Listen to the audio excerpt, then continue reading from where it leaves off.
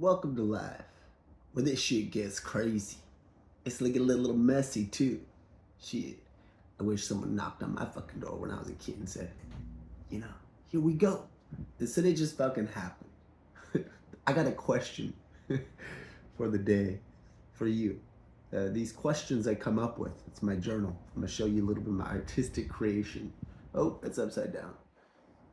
Oh, wait. Yep, I think so. It says, you are a beautiful man. The next one says, did you know? I love you always and forever.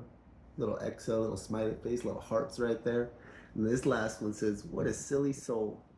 And then I draw it. It looks beautiful to me.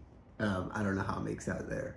But every day I got these questions in my journal that I randomly come up with to deepen my self-awareness of myself.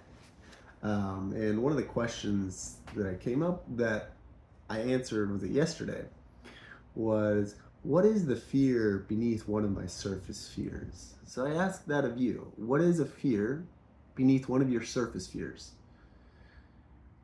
My answer to that was fear of going crazy to the fear of not being able to help the ones that I love. And then the second answer that I came up with was the fear of abandonment to the fear of living through obligation. So I'll explain both of those. The fear of going crazy to the fear of not being able to help the ones that I love. It's like the reactionary. When I feel like I can't help the person that I care about or people that I care about, it can then anticipate a response where I feel like I'm going crazy, which then is a fear in its of itself. And so it's like they kind of perpetuate one of those. It's like fucking pong, bong, bong, bong, bong. And it's too much. So that clarity helps me kind of find the ground and be like, oh, okay, oh, I see that shit.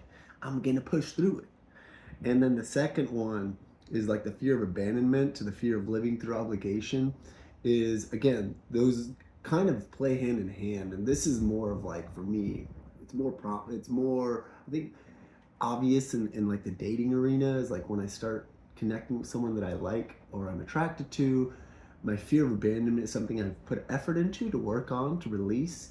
My fear of obligation or living through obligation, that's like playing roles that don't feel like me. And so that one's new. And so that one, what I mean by that is it's new in ways. So I uncovered it a couple years back where I realized that I was going into certain parts of my life through a sense of obligation because it's part of what I was trained to do as a kid, not in a beautiful way. I'll say this is it's shown me the beauty within myself to show up authentically for something. So it's like if I want to be somewhere, I want to be there authentically. And so obligation for me, I don't see it as an authentic aspect. I'm not saying obligation isn't authentic. I'm saying I use that word as a barrier, as a boundary, as a way to catch myself to be like, okay, am I doing this through obligation, or am I doing this because I want to be here and I enjoy being here? You know, that difference. You can feel it. I feel it, and so I think it's a beautiful thing, and obligation for me just what it was for me. There's a lot of shame around that. It's control. It's forcing someone else to be a certain way so I can show up to please them, to make them happy. And it's a disregard, it's a disrespecting, it's a disconnecting from my own self. So that's all I got.